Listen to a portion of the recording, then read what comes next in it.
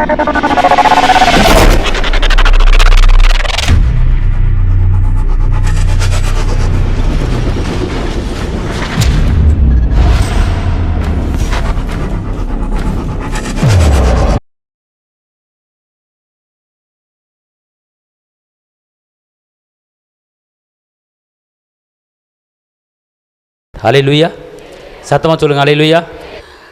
இந்த வார்த்தை என்பது அது வல்லமை மிக்கது, ஜீவன் உள்ளது, உயிர் உள்ளது என்பதை நீங்கள் எல்லாம் அறிஞ்சிருக்கிறீங்க. ஒரு மறைபொருள் வெளியானது அநேக பேர் வேதத்தை சரியாக படிப்பது கிடையாது, அநேகர் வேதத்தை தியானிப்பது கிடையாது. அன்பார்ந்தவர்களே, ஒரு மனிதன் நல்வாழ்வுக்கு உண்டான வழிகள் எதில் இருக்குன்னு கேட்டால் வேதத்தில் இருக்கிறது. இந்த உலகத்திலே அதிகமான விற்பனையாகிற புஸ்தகம் பைபிள், அது ஒன்று மட்டும் தான், வேறு எதுவுமே கிடையாது. பார்த்துக்கொள்ளுங்க. இந்த வேதத்தை தியானிக்கிற ஒரு மனுஷனுக்கு எந்த சத்ருவின் உட்புகுதலோ இருக்க முடியாது. ஒரு மனிதன் பிறந்திலிருந்து சாகு வரைக்கும் அவன் எப்படி இருக்க வேண்டும், ஒரு குழந்தையை எப்படி பெற்றெடுக்கணும், அந்த குழந்தையை எப்படி வளர்க்கணும், திருமணம் முடித்தவர்கள் எப்படி இருக்கணும், தொழில் எப்படி பண்ண வேண்டும், எப்படி வாழணும், எங்கே உட்காரணும், எங்கே உட்காரக்கூடாது, எதை பேசணும், எதை பேசக்கூடாது, அப்படிங்கிற எல்லா காரியமே வேதத்தில் கொடுக்கப்பட்டு இருக்கிறது. நான் உலகத்தில் பல பேர்கிட்ட போய் நம்ம ஆலோசனை கேட்க வேண்டிய அவசியம் இல்லை. கர்த்தரே நம்மளுக்கு ஆலோசனை கர்த்தராக இருக்கிறார். அப்போ நடக்க வேண்டிய வழிகளை நமக்கு அவர் காட்டுகிறவராக இருக்கிறார். அன்பார்ந்தவர்களே, இன்றைக்கி நீங்கள் ஒரு வாஷிங் மிஷின் வாங்குனீங்கன்னு வச்சுக்கொள்ளுங்க, அல்லது ஏதோ ஒரு ஏசி நீங்கள் ஒரு வாங்குறீங்கன்னு வச்சுக்கொள்ளுங்க. அது வாங்கும்போது அதில் கேரண்டி கார்டு கொடுப்பாங்க. அந்த கேரண்டி கார்டோட கூட ஒரு சின்ன புஸ்தகம் மாதிரி ஒன்று இருக்கும், அது கொடுப்பாங்க. அந்த புஸ்தகம் என்ன அப்படின்னு கேட்டிங்கன்னா, அந்த புஸ்தகத்தில் இந்த வயரை எங்கே சொருகணும், இந்த ப்ளக்கை எங்கே சொருகணும், இது எப்படி கலட்டணும், இது எப்படி மாட்டணும், இது ரிப்பேர் ஆனால் என்ன செய்யணும், அப்படிங்கிற ஃபுல் டீட்டெயில்ஸ் அதில் என்ன செய்யப்பட்டிருக்கு, கொடுக்கப்பட்டு இருக்கிறது. அப்போ ஏதாவது ஒரு ஃபால்ட்டு வந்துருச்சுன்னு வச்சுக்கொள்ளுங்களேன், அப்போ அந்த புஸ்தகத்தை எடுத்து பார்க்கணும், இந்த நம்பரில் இந்த நம்பரை கோருங்க அப்படின்னு சொல்லி சில விவரங்கள் அதில் போட்டிருக்கோம். அந்த புஸ்தகத்தில் போட்டிருக்கிறபடி நம்ம செய்யும்போது அந்த ரிப்பேர் சரியாகி விடும். பார்த்துக்கொள்ளுங்க. அதே போல் நம்முடைய வாழ்க்கையில் பல குறைபாடுகள் இருக்கலாம், பல வேண்டாத காரியங்கள் இருக்கலாம், சில சரி பண்ண முடியாத காரியங்கள் இருக்கலாம். இந்த வேத புஸ்தகத்தை நீங்கள் படிக்கும்போது சரியில்லாத காரியத்தை சரி பண்ணக்கூடிய ஒரு வல்லம் இந்த புஸ்தகத்தில் என்ன செய்யப்பட்டிருக்கு, அடங்கப்பட்டிருக்கு. ஆமென், அல்லேலூயா. அதுக்குத்தான் இரவும் பகலும் வேதத்திலே தியானமாக இருக்கிற மனுஷன் பாக்கியவான் என்று சொல்லப்பட்டிருக்கிறது. அதாவது ஒரு குறிப்பிட்ட நேரத்தில் தான் வேதத்தை படிக்கணும் அப்படிங்கிற ஒரு சட்டம் கொடுக்கப்படலை. வேதம் சொல்லுகிறது இரவும் பகலும். அப்படி என்றால் இரவு முழுவதும் படித்தாலும் தப்பு இல்லை, பகல் முழுவதும் படித்தாலும் தப்பு இல்லை. நீ அப்படி படிக்கும்போது, அப்படி வேதத்தை தியானிக்கும் போது, நீர்க்கால்கள் ஓரமாய் நடப்பட்ட இலை உதிரா இருக்கிற மரத்தை போல நம்ம என்ன செய்ய முடியும்? செழிப்பு நம்மளை தேடி வந்துருமா, உயர்வு நம்மளை தேடி வந்துருமா, மேன்மை நம்மளை தேடி வந்துருமா. இந்த வேதத்தை வாசிக்க வாசிக்க வாசிக்க நமக்குள்ளே இருக்கிற சோர்வுகள், நமக்குள்ள இருக்கிற பலவீனங்கள், நமக்குள்ள இருக்கிற கவலைகள், இது எல்லாமே இந்த வார்த்தை உள்ளே இறங்க இறங்க இறங்க இறங்க அது அகன்று ஓடிவிடும். நமக்குள்ளே ஆவியானவர் முழுவதுமாக ஆளுகை செய்து விடுவார். அதுக்கு தான் இந்த பைபிளை என்ன செய்யணும், நீங்கள் படிக்கணும். அன்பார்ந்தவர்கள், இந்த பைபிளை படிக்கும்போது உங்கள் வாழ்க்கையில் காணாத காரியத்தை கண்டுபிடிவீர்கள், தெரியாத காரியத்தை தெரிந்து கொள்வீர்கள். ஞானம் இல்லாதவர்களாக இருந்தாலும் ஞானத்தை நீங்கள் என்ன செய்வீங்க, பெற்றுக்கொள்வீங்க. அதாவது ஒரு வசனம் இருக்கிறது, வயதானவர்களை காட்டிலும் இந்த வேதத்தை தியானிக்கிறவர்களுக்கு என்ன உண்டா, ஞானம் உண்டு. அழகான ஒரு வசனம் பார்த்துக்கொள்ளுங்க. வயதானவர்கள், அனுபவப்பட்டவர்கள், பல காரியத்திலே சந்தித்தவர்கள், அவர்களுக்கு கிடைக்கக்கூடாத ஒரு அனுபவம் யாரெல்லாம் வேதத்தை படிக்கிறார்களோ, வேதத்தை தியானிக்கிறார்களோ, அவர்களுக்கு இந்த அனுபவம் என்ன செஞ்சிருமா, கிடைத்து விடுவோம். அதனால் இந்த வருஷத்தில் அதிகமாக நீங்கள் வேதத்தை தியானிங்கள். கர்த்தர் உங்களை ஆசீர்வதிப்பார். ஒரு வசனத்தை எடுப்போம். என்னாகமம் 13:30. என்னாகமம் 13:30.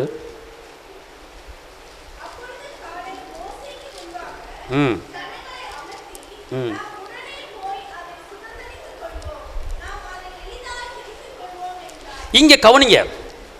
இங்கு காலேபு தன் வாயிலிருந்து புறப்படுகிற ஒரு வார்த்தை. அவர் எந்த வார்த்தையை அவர் கேட்டார், அந்த கேட்டதுக்கு அவர் என்ன பதில் சொல்லுகிறார், நல்லா யோசனை பண்ணி பாருங்க. அந்த கானான் தேசத்தை வேவு பார்க்க போனவர்கள், சுற்றி பார்க்க போனவர்கள், அவர்கள் வந்து ஒரு நல்ல செய்தியை அவர்களுக்கு சொல்லவில்லை. 40 வருடம் எய்த்து விட்டு கடந்து வந்திருக்கிறார்கள். எதுக்கு கடந்து வந்திருக்கிறாங்க அப்படின்னு கேட்டா, இந்த பாலும் தேனும் ஓடுகிற அந்த கானான் தேசத்திலே சுதந்திரிக்க வேண்டும், அங்கே தங்க வேண்டும்.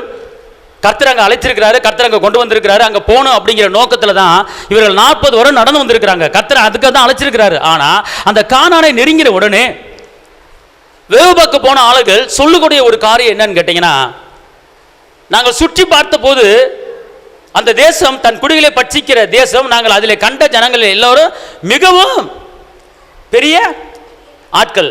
எந்த வசனம் சொல்லுகிறது? 32 வசனம் சொல்லுகிறது. அங்கே வாசிங்க பார்ப்போம். 33.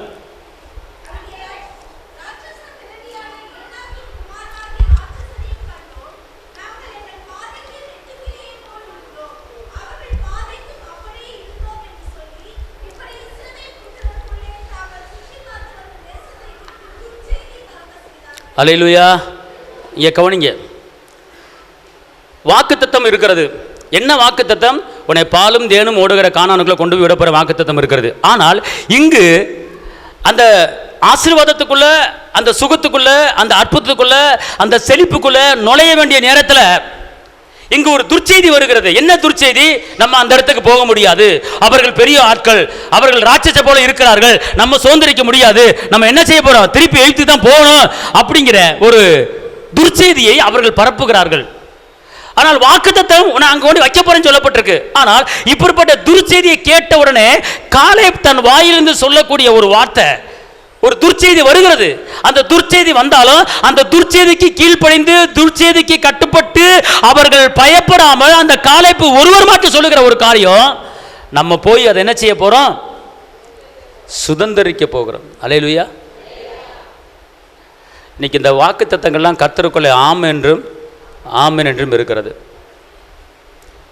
உங்களை பாலும் தேனும் ஓடுகிற கானானுக்குள்ளே கொண்டு வந்து வைக்க போறேன் அப்படின்னு சொல்லி கர்த்தர் வாக்கு பண்றாரு.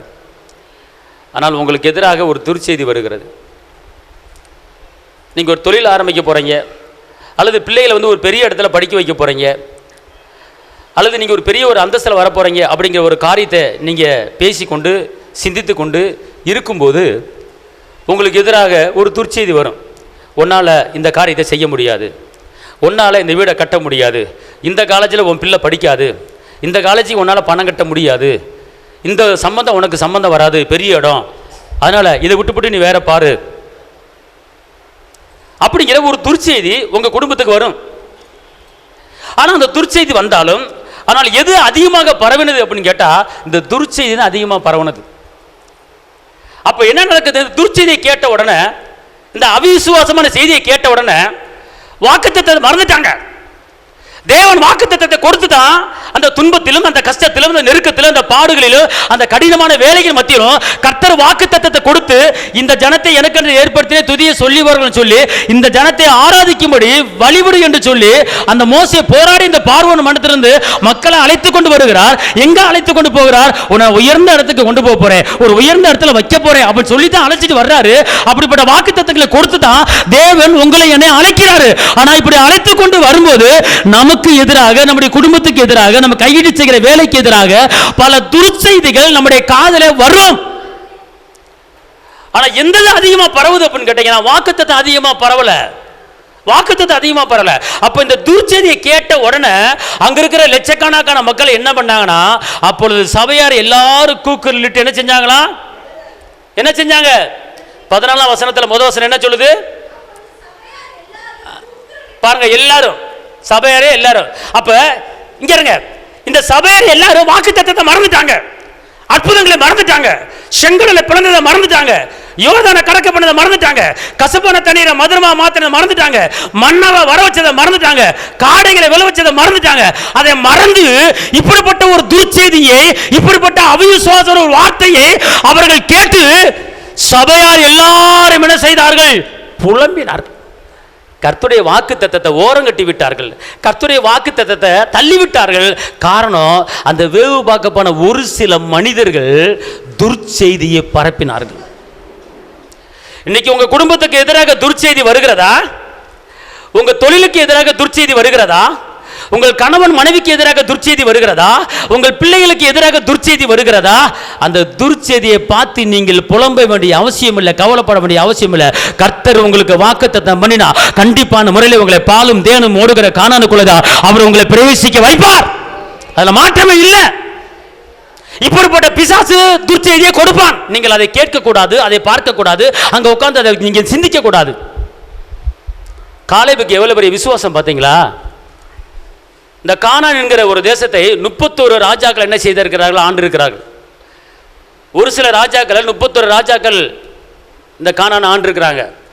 இப்போ எப்படி ஒரு அமெரிக்கா ஒரு வல்லரசு நாடாக இருக்கிறதோ, இப்போ எப்படி அமெரிக்கா உலகத்தில் ஒரு பெரிய ஒரு வல்லரசு நாடாக இருந்து செயல்பட்டு கொண்டு இருக்கிறதோ, அதே போல அந்த காலத்திலே இந்த கானான் ஒரு வல்லரசு நாடாக இருந்தது. இப்படிப்பட்ட அந்த வல்லரசு நாடை யாரும் பக்கத்தில் போக முடியாது, பிடிக்க முடியாது. அந்த நாட்டுக்குள்ளே செழிப்பு இருக்கிறது, அந்த நாட்டுக்குள்ளே இராணுவ தளவாடங்கள் இருக்கிறது, அந்த நாட்டுக்குள்ளே பெரிய ஆறு ஓடுகிறது, அந்த நாட்டுக்குள்ளே பாலுந்தேனு ஓடுகிறது, அந்த நாட்டுக்குள்ளே செழிப்பு இருக்கிறது, அந்த நாட்டுக்குள்ளே தங்கம் விளைகிறது. அப்படிப்பட்ட ஒரு நாட்டை சுற்றி ஒரு பெரிய கோட்டைச்சுவர் இருக்கிறது. அந்த கோட்டைச்சுவர்களை யாரும் போக முடியாது. 4 குதிரை ஓடக்கூடிய அகலமான அவ்வளவு பெரிய ஒரு கோட்டைச்சுவர். அப்படிப்பட்ட ஒரு செழிப்பான ஒரு நாடு. அந்த நாட்டுக்குள்ள எந்த அந்நியனும் உள்ள பிரவேசிக்க முடியாது. அந்த நாட்டுக்குள்ள யாரும் துர்ச்செய்தி உள்ள கொண்டு போக முடியாது. அந்த நாட்டுக்குள்ள யாரும் பிரவேசிக்க முடியாது. அப்படிப்பட்ட ஒரு வல்லமையான ஒரு வல்லரசு நாடு அந்த கானான். அந்த கானானுக்குள்ள உன்னை கொண்டு வந்து வைக்க போறேன். உன்னை வெட்டாந்தரையில் வைக்கல, உன்னை ஆவாந்தரையில் வைக்கல, உன்னை வறண்ட பூமியில் வைக்கல. செழிப்பான இடம் எங்க இருக்கிறதோ, உயர்வான இடம் எங்க இருக்கிறதோ, எங்கும் தங்க விளைகிறதோ, எங்க பூமி இடைவிடாமல் விளைந்து கொண்டு இருக்கிறதோ, அப்படிப்பட்ட இடத்துல தான் உன்னை கொண்டு வந்து நான் வைக்க போறேன். இது நான் படைச்ச பூமி, நான் உருவாக்கின பூமி, நான் படைச்ச எல்லா உலகமும் என் கரத்தில் அடங்கி இருக்கிறது. நான் உன்னை வெட்டாந்தரையில் பாலைவனத்தில் வைக்காம இந்த இடத்துல உன்னை கொண்டு வந்து வைக்க போறேன். அதனால புறப்பட்டு வா என்று சொல்லி அவர் வாக்குத்தத்தங்களை கொடுத்து உங்களை என்னை அழைச்சு கொண்டு இந்த கிறிஸ்துவ ஜீவிதத்தில் ஜீவிக்கும்படி, இயேசுக்குள்ள வாழும்படி அவர் அழைச்சு கொண்டு வந்து கொண்டு இருக்கும்போது, நாம் ஆசீர்வாதத்துக்குள்ள பிரவேசிக்கும் போது, செழிப்புக்குள்ள பிரவேசிக்கும் போது, உயர்வுக்குள்ள பிரவேசிக்கும் போது, பிசாசு நமக்கு எதிராக ஒரு திருச்செய்தியை கொண்டு வந்து நம்முடைய வீட்டுக்குள்ளே, நம்முடைய குடும்பத்திலே, நம்முடைய பிள்ளைகள் வாழ்க்கையில போடுவான். ஜாக்கிரதை. அப்ப என்ன செய்யறாங்க அவங்க? புலம்புறாங்க. என்ன புலம்புறான்னு கேட்டா, இஸ்ரவேல் புத்திரர் எல்லாரும் மோசேக்கும் ஆரோனுக்கு விரோதமாக முறுமுறுத்தார்கள். சபையார் எல்லாரும் அவரை நோக்கி, எகிப்து தேசத்திலே செத்து போனமா நலமா இருக்கு, இந்த வனாந்தல் நாங்கள் செத்தா நலமா. எப்படிப்பட்ட ஒரு வார்த்தையை இவங்க பேசுறாங்க. நல்லா தெரிஞ்சு கொள்ளுங்க. வாக்குத்தத்தம் உங்களை குறித்து என்னை குறித்து என்ன சொல்லுகிறதோ அதைத்தான் நீங்க பார்க்கணும், அதைத்தான் பேசணும், அதைத்தான் சிந்திக்கணும், அதைத்தான் நம்ப வேண்டுமே தவிர மற்றும் உலகத்தில் வருகிற அந்த துர்ச்செய்தியை நீங்க நம்ப கூடாது. இவங்க என்ன பேசுறாங்க? நாங்க செத்துருவோம் அப்படிங்கிறாங்க. அங்க எகிப்திலே வேலை பார்த்து செத்துருக்கலாமே, இங்க வந்து சாகவா அப்படின்னு சொல்றாங்க. ஆனா அப்ப இவங்க என்ன பண்ணிட்டாங்கன்னு கேட்டீங்கன்னா, தேவன் கொடுத்த அந்த வாக்குத்தத்தத்தை இவர்கள் மறந்து விட்டார்கள். அல்லேலூயா. அநேக மக்கள் என்ன பண்ணாங்க? இதை நம்பினாங்க, துர்ச்செய்தியை நம்பினாங்க. கடைசியில் என்னாச்சு தெரியுமா? இந்த துர்ச்செய்தியை நம்பினவர்கள் யாருமே என்ன செய்யலை, அங்கே போக முடியல. இன்னைக்கு ஒரு காரியத்தை தெரிஞ்சு கொள்ளுங்க. துர்ச்செய்தியை நம்பினால், துர்ச்செய்தியை நீங்கள் நம்பினால் நீங்கள் ஆசீர்வாதத்துக்குள்ளே பிரவேசிக்க முடியாது. இந்த வேதம் நம்மளை குறித்து என்ன சொல்லுகிறது, உங்களை குறித்து என்ன சொல்லுகிறது, உங்கள் குடும்பத்தை குறித்து என்ன சொல்லுகிறது, உங்கள் கணவன் மனைவி குறித்து என்ன சொல்லுகிறது, உங்கள் தொழிலை குறித்து என்ன சொல்லுகிறது, உங்கள் வேலையை குறித்து என்ன சொல்லுகிறது, உங்கள் பிள்ளைகளை குறித்து என்ன சொல்லுகிறது, இதை மட்டும் தான் நீங்கள் நம்ப வேண்டுமே தவிர வேறு எதையும் நீங்கள் நம்பக்கூடாது. இந்த வாக்குத்தத்த வசனத்தை மட்டும்தான் நீங்கள் விசுவாசிக்கணும். வாக்குத்தத்த வார்த்தையை தான் நீங்கள் விசுவாசிக்கணும்னு சொல்லி மற்ற எந்த ஒரு காரியத்தை விசுவாசிக்கூடாது. ஒரு துர்ச்செய்தியை நீங்கள் நம்புனீங்கன்னா அதை தான் நீங்கள் நம்புறீங்க, அதை தான் நீங்கள் விசுவாசிக்கிறீங்க. உங்கள் பிள்ளையை ஒருத்தர் வந்து குற்றப்படுத்தினா நீங்கள் அதை ஏற்றுக்கொள்ளக்கூடாது. உங்கள் பிள்ளை கர்த்தர் என்ன சொல்லியிருக்கிறாரு? நீ பிள்ளைகளின் சமாதானத்தை பார்ப்பாய், பிள்ளைகளுக்கு உண்டான ஆசீர்வாதம். என் பிள்ளையை பற்றி எனக்கு தெரியும், நீ உன் வேலையை பார்த்துட்டு போ, என் பிள்ளையை பற்றி நீ குறை சொல்ல வேண்டிய அவசியம் இல்லை. வாக்குத்தத்தம் பிள்ளைகளை குறித்து என்ன சொல்லுது, அதை தான் பார்க்கணும். நீ இந்த தொழிலை செஞ்சால் நீ முன்னேற முடியாது, இந்த தொழில் டவுன் ஆயிடுவ அப்படின்னு துர்ச்செய்தி வருது, நீ நிறுத்து. கர்த்தர் சொல்கிறாரு, நீ கையிட்டு செய்கிற எல்லா வேலைகளையும் நான் உன்னை ஆசீர்வாதத்தை கட்டளையிடுவேன் வாக்கு பண்ணியிருக்கிறாரு. இந்த வசனத்தைப்படி நான் கையிட்டு செய்கிற வேலை ஆசீர்வாதமாக இருக்கும். இதை நீங்கள் பேசுங்க. அவர் இப்படி சொல்கிறாரு, இது செஞ்சால் நடக்காதாம்ல, இது வராதாம்ல, கிடைக்காதாம்ல, அவர் இப்படி சொல்கிறாரு, அதனால் நம்ம நிப்பாட்டிடுவோமா? தவறு. எதை பேச வேண்டும், எதை பேசக்கூடாது, எந்த வார்த்தை மேலே நம்பிக்கை வைக்கணும், எந்த வார்த்தையில் விசுவாசம் வைக்கணும், நீங்கள் என்ன செய்யணும் பார்க்கணும். பார்த்து மார்க்கு 9:23 எடுத்து வாசிங்க. மார்க்கு 9:23.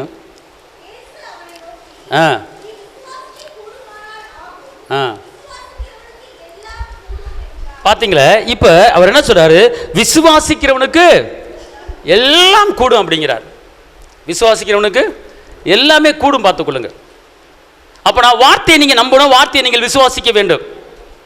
கூடாத காரியம் ஒன்றுமே கிடையாது, பார்த்துக்கொள்ளுங்க. கர்த்தர் கூட இருக்கிறார், கர்த்தர் எல்லா காரியத்தையும் செய்வார் அப்படிங்கிற ஒரு நம்பிக்கை நமக்கு என்ன செய்யணும், வரணும். பார்த்துக்கொள்ளுங்க. அல்லேலூயா சொல்லுங்க. அல்லேலூயா. கர்த்தரை நம்பி எந்த காரியத்தை நீங்க செஞ்சு பாருங்க, விசுவாசமா இருங்க. நீங்க கண்டிப்பா அது நடக்கும். தோத்து போனவன் அல்ல. ஒரு வசனம் இருக்கு பாருங்க, மார்க் 6ல் ஒரு பெரும்பாலும் ஸ்திரீ ஒருத்தர் இருக்கா. பார்த்துக்கொள்ளுங்க. அவங்களுக்கு பேர் சொல்லப்படல, அவங்க பேர் பெரும்பாட்டுள்ள ஒரு ஸ்திரீ. பார்த்துக்கொள்ளுங்க, நல்லா கவனிங்க. பலவீனம் உள்ளவர்கள் நல்லா கவனிங்க. உங்க சரீரத்தில் ஒரு வித பலவீனத்தோட இந்த இடத்துல இருக்கிறத நான் ஆவியில் உணர்றேன்.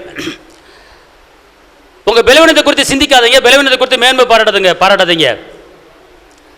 உங்க பலவீனத்தில் அவருடைய பலன், அவருடைய வல்லமை, அவருடைய கிருபை உங்க மேல இருக்கிறது. காரணம், என்னைக்கு ரட்சிப்பு சுவிசேஷமாகிய சத்திய வசனத்தை கேட்டு என்னைக்கு ரட்சிப்பு அடைஞ்சீங்களோ, நீங்க வாக்குத்தத்தம் பண்ணப்பட்ட பரிசுத்த ஆவியில் நீங்க முத்திரை குத்தப்பட்டிருக்கிறீங்க.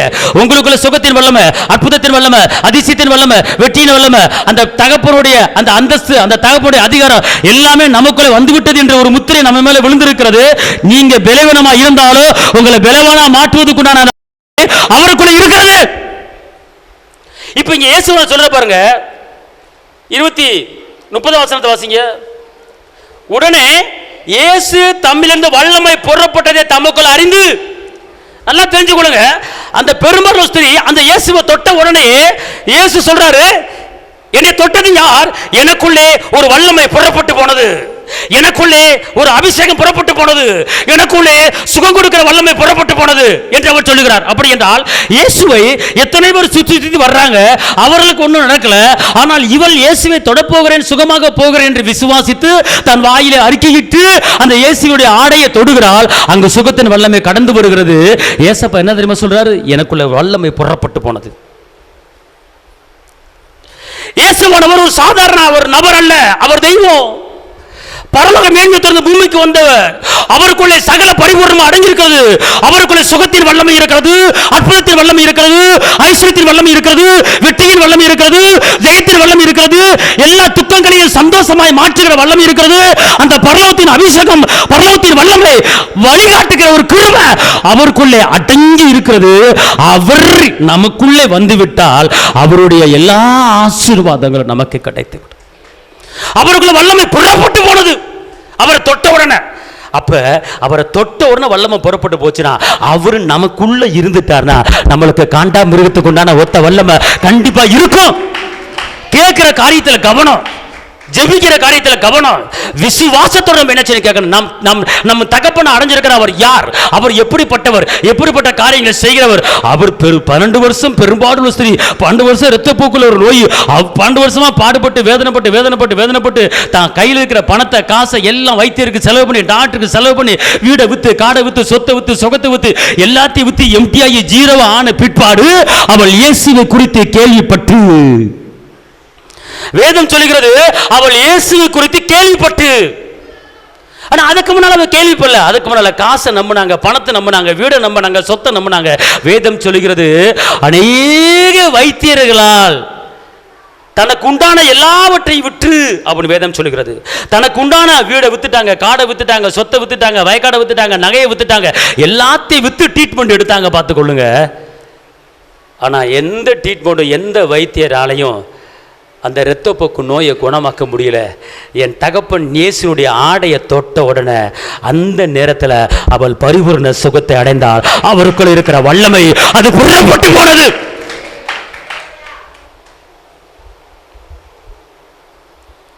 ஒரு சகோதரிக்கு இப்படிப்பட்ட ஒரு பலவீனம் இருந்துச்சு. பார்த்துக்கொள்ளுங்க. ஏதோ ஒரு வெளியூர்லேருந்து போன் போட்டாங்க, இந்த மாதிரி இப்படி ஒரு பலவீனம் இருக்கிறது, இதுலேருந்து என்னை தப்ப முடியல, எவ்வளோ ட்ரீட்மெண்ட் பார்த்துட்டேன். நான் சொன்னேன், இந்த சம்பவத்தை வாசித்துக்கிட்டே இருங்க. இந்த மார்க் 5ஆம் அதிகாரத்தில் வாசித்துருங்க. இப்படிப்பட்ட இந்த சகோதரிக்கு சுகத்தை கொடுத்து நீங்கள் எனக்கு சுகத்தை கொடுக்க நல்லவராக இருக்கிறீங்க, நான் நம்புகிறேன். இந்த சம்பவத்தை சொல்லி சொல்லி சொல்லி, இந்த அதிசயத்தை சொல்லி சொல்லி நீங்கள் ஜெபிங்க.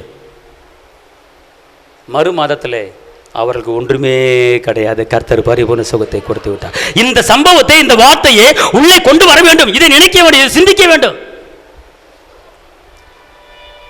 இதான் வார்த்தை என்பது. இந்த அதிசயங்களை குறித்து தியானித்து பேசுங்கள் என்று வேதம் சொல்லுகிறது. அற்புதம் நடப்பதற்கு இதை குறித்து தியானித்து பேசுங்க.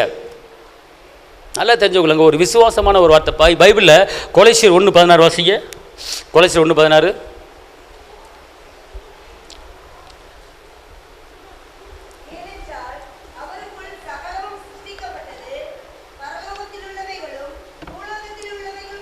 இப்ப நல்லா தெரிஞ்சுக்கொள்ளுங்க, நாம் ஏற்றுக்கொண்ட தெய்வம் இயேசு யார், அவர் எப்படிப்பட்ட காரியங்களை செய்ய போகிறார், அவருக்குள்ள என்ன இருக்கிறது. நீங்களும் நானும் வழிபடுகிற, நீங்களும் நானும் ஆராதிக்கிற அந்த வெற்றி வேந்தன், அந்த விடுதலை நாயகர், அந்த இரட்சகர், அந்த சிலுவிலே நமக்காக எல்லாம் வாங்கி கொடுத்த அந்த தகப்பன், அவர் எப்படிப்பட்ட தகப்பனா இருக்கிறாரு? அவர் தரித்திரமா இருக்கிறாரா, அல்லது ஒண்ணுமில்லாதவர்? அவர் கஷ்டப்படுகிறவரா? இல்லை, அவர் எப்படிப்பட்டவர் என்பதை இந்த வசனம் சொல்லுகிறது. திருப்பி வாசிங்க. அவருக்குள், யாருக்குள்ள சொல்லுங்க? அவருக்குள் சொல்லுங்க, இயேசுவுக்குள் சொல்லுங்க, இயேசுவுக்குள் சொல்லுங்க, இயேசுவுக்குள். திருப்பி வாசிங்க.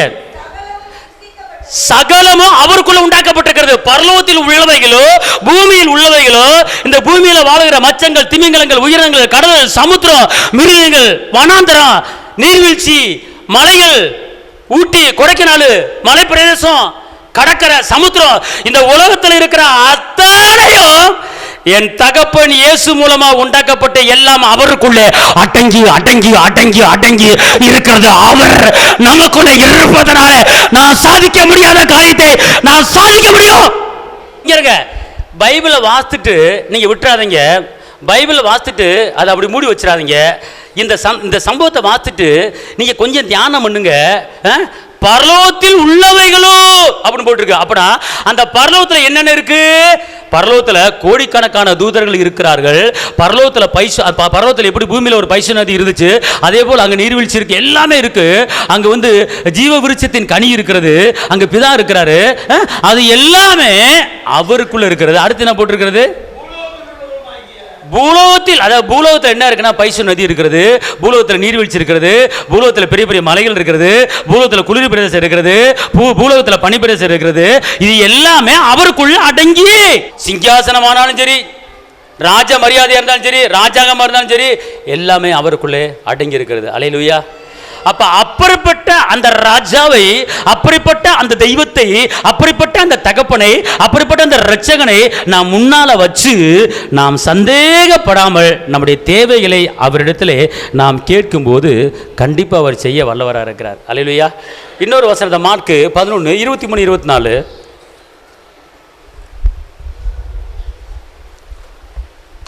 மார்க்கு 11.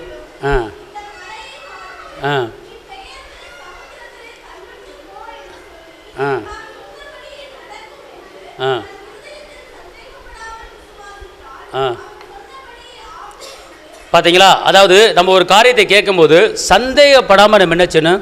அவரிடத்துல கேட்கணுங்க. சில பேர் சந்தேகப்பட்டு வருமா வராதா, கிடைக்குமா கிடைக்காது அப்படி கேட்குறாங்க. அப்படி கேட்கக்கூடாது. நம்ம கர்த்தருக்கு இப்போ நம்மளுக்கு எவ்வளோ தேவை, நம்மளுக்கு என்ன பிரச்சனை அவருக்கு தெரியாமல் இருக்காது. நீ ஜெபிப்பதுக்கு முன்னமே உனக்கு என்ன தேவை என்பதை நான் அறிஞ்சு வச்சிருக்கிறேன் அப்படிங்கிறார். அதான் நம்ம கர்த்தர்கிட்ட நம்ம டிமாண்ட் பண்ணக்கூடாது. ஒரு வசனத்தை எடுத்துங்க. மத்தேயு 20ஆம் அதிகாரத்தில், மத்தேயு 20:1-16 2ஆம் வசனத்திலிருந்து.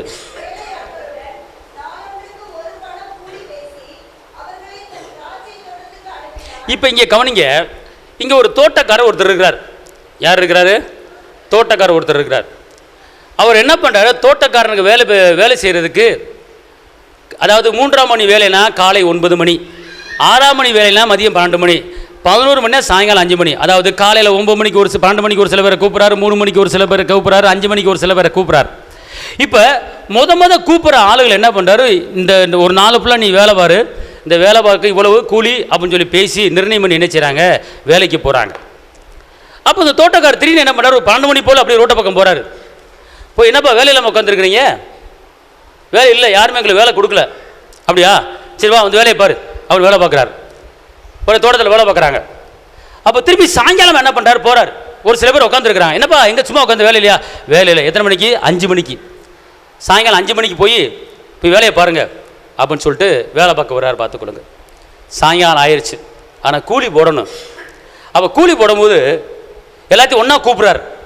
கூப்பிட்டு சம்பளம் போடணும். எஜமா என்ன பண்ணுறாரு? தோட்டக்காரர் வேலை பார்த்து சம்பளம் கொடுக்கணும். இதில் 3 பிரிவு இருக்கிறது. காலையில் வந்தவங்க இருக்கிறாங்க, மத்தியானம் வந்தவங்க இருக்கிறாங்க, சாயங்காலம் வந்தவங்க இருக்கிறாங்க. ஆனால் இந்த தோட்டக்காரர் என்ன பண்ணுறாரு அப்படின்னு கேட்டிங்கன்னா, இந்த 9ஆம் வசனத்தில், அப்பொழுது 16ஆம் மணி வேலையிலே வேலையை அமர்த்தப்பட்டவர்கள் ஆளுக்கு ஒவ்வொரு படம் என்ன செஞ்சாங்க? இப்போ காலையிலேருந்து சாயங்காலம் வரைக்கும் வேலை பார்த்தால தான் ஃபஸ்ட்டு கூப்பிடணும். நியாயமாக என்ன செய்யணும்? அவங்கள தானே கூப்பிடணும், ஃபுல் டைம் வேலை பார்த்தவங்கள. இவர் என்ன பண்ணிட்டார் அப்படின்னா, ஃபுல் டைம் வேலை பார்த்தவங்களை விட்டுவிட்டு சாயங்கால வேலைக்கு வந்தவங்களை கூப்பிட்றாரு. சாயங்கால வேலைக்கு வந்தவங்களை கூப்பிட்டு அவங்களுக்கு அந்த முழு கூலி சம்பளத்தை என்ன செய்கிறார்? கொடுக்குறார். கொடுத்துட்டு போயிட்டு வாங்கங்கிறார். அப்போ இதை பார்த்துக்கிட்டே இருக்கிறாங்க. யார் பார்த்துக்கிட்டு இருக்கா அப்படின்னு கேட்டால், ஃபுல் டைம் வேலை பார்த்தவங்க பார்த்துக்கிட்டு இருக்கிறாங்க. அப்போ 10ஆம் வசனம் என்ன சொல்லுதுன்னா, முந்தி அமர்த்தப்பட்டவர்கள் தங்களுக்கு அதிக கூலி கிடைக்கும் என்று எண்ணினார்கள். அவளுக்கு ஆளுக்கு ஒரு பணம் என்ன செஞ்சாங்க? வாங்கினார்கள். அப்போ சாயங்காலம் வேலை பார்த்தவனுக்கு ஒரு ஃபுல் சம்பளத்தை கொடுக்குறாரு எஜமா. அப்போ அந்த நேரத்தில் ஃபுல் டைம் வேலை பார்த்து நினைக்கிறாங்க, சாயங்காலம் வேலை பார்த்துக்குன்னு இவ்வளோ சம்பளம் கொடுத்தாருன்னா நம்மளுக்கு இன்னும் அதிகமாக கொடுப்பாரு அப்படின்னு நினச்சிக்கிட்டே நின்றுக்கிட்டே இருக்கிறாங்க. ஆனால் கடைசியில் பார்த்தா அவங்களுக்கு பேசின கூலி தான் கொடுக்குறாரு. பாருங்கள் 11ஆம் வசனம், வாங்கி கொண்டு வீட்டு எஜமான நோக்கி, பிந்தி வந்தவர்களாய இவர்கள் 1 மணி நேரம் மாத்திரம் வேலை செய்தார்கள். பகலின் கஷ்டத்தையும் வெளிச்சத்தின் உஷ்ணத்தையும் சகித்த எங்களுக்கு இவர்களை சமமாக்கினர் என்று முறுமுறுத்தார்கள். அவர்களில் ஒருவனுக்கு அவன் பிரயோத்தரமாக, சிநேகிதனே, நான் உனக்கு அநியாயம் செய்யவில்லை, நீ என்னிடத்தில் ஒரு பணத்துக்கு சம்மதிக்கவில்லையா? உன்னுடையதே நீ வாங்கி கொண்டு போ. உனக்கு கொடுத்தது போல பிந்தினவனுக்கு இவனுக்கு கொடுப்பது என்னுடைய இஷ்டம். என்னுடையதே என் இஷ்டப்படி செய்ய எனக்கு அதிகாரம் இல்லையா? நான் தயால குணமாக இருக்கிறபடியால் நீ வன்கண்ணனாக இருக்கலாமா? அவர் தன்னை பற்றி வெளிப்படுத்துகிறார். அவர் யார் என்பது நான் ஒரு பிசினித்தனம் பண்ணுகிறவன் அல்ல. நான் ஒரு தயால குணம் உள்ளவன், நான் ஒரு இரக்க குணம் உள்ளவன், நான் அன்பு உள்ளவன். நான் தயால குணமா இருக்கிறபடியால் நீ ஏன் வன்கண்ணா இருக்கிற? நீ ஏன் பொறாமப்படுற? நான் உனக்கு பேசினதை கரெக்டா நான் கொடுத்துட்டேன்லவா?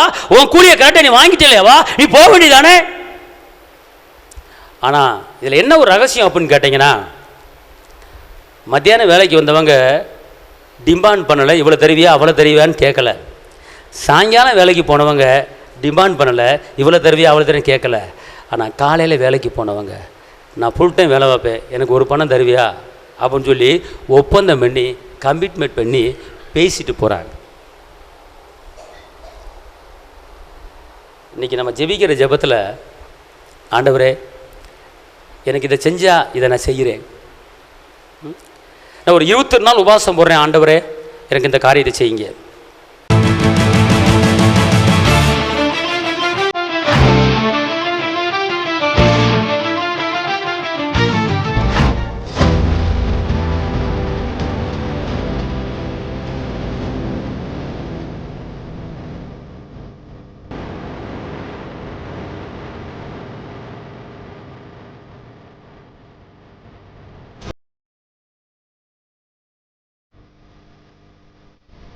உங்கள் வாழ்க்கையில் போராட்டமா, கண்ணீரா, வேதனையா?